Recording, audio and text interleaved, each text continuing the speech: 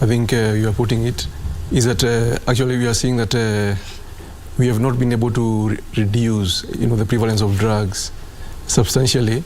And actually, if you look at the trends over the years, since 2007, when we started actually monitoring, the trends, is that actually the decline has been extremely marginal, but the numbers are still worrying.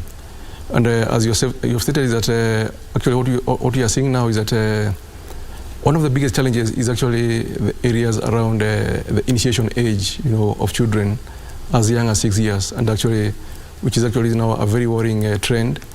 And one of the challenges that now we are facing as a country, one lies around actually parenting being one of the major challenges now when it comes to this menace, especially among the young children. Actually, parents now are no longer role models, and actually the aspect of parental monitoring, actually, which should happen, throughout the entire life of a kid, right from primary school to secondary school to universities, it doesn't happen. And you find that most of the parents then have delegated that responsibility to other people. You find that ideally you may do some monitoring at primary level. When you go to secondary schools, again it drops. Again, when you go to post-secondary schools like colleges and universities, again now that one does not happen, and therefore these children now have all the freedom to experiment and do all that they can do when it comes to drugs. Mm-hmm. The other biggest issue again is actually one of the challenges is emerging drugs.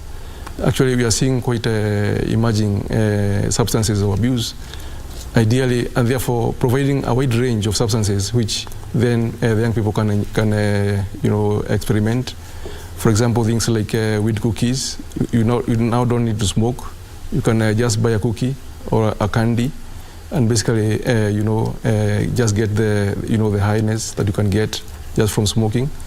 Again, you are seeing some of the emerging products, that are so attractive, to the youth.